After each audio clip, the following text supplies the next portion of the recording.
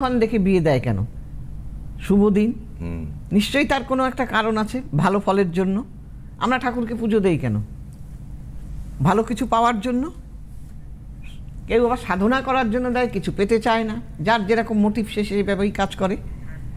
তাই সেই কারণেই বলি যে সব সময় কাজটা আমরা পড়াশোনা করি কেন? পাস করার জন্য। আর যদি না পড়ে বইটা এখানে রেখে পাস করতে চাই, তা আমার হবে না। তা এইগুলো কিন্তু ভাবতে হয়, এইগুলো না ভাবলে হবে না। আর সবসময় সুশিক্ষা দিতে হবে। খালি ডাক্তার ইঞ্জিনিয়ার বানাবো এইটা ভাববেন না।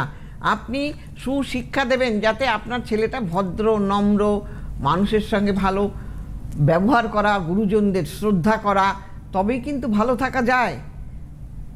একটা কথাই আছে, যদি বা আমার গুরু সুরাবাড়ি যায় তথাপি আমার গুরু নিত্যানন্দ রায়। গুরুর কখনোই দোষ ধরতে নেই।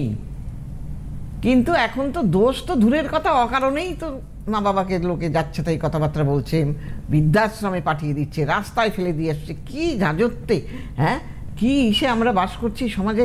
হ্যাঁ, মা বাবাকে শ্রদ্ধা করে না। যার জন্য আমার পৃথিবীতে আসে আমি তাকেই চিনব না, তাহলে কি করে আমাদের ভালো হবে? সেই জন্য সবসময় আগের দিনে যে প্রণাম করা, সেটাও তো উঠে গেছে। সেটা উঠে গেছে, সেটারও একটা কারণ।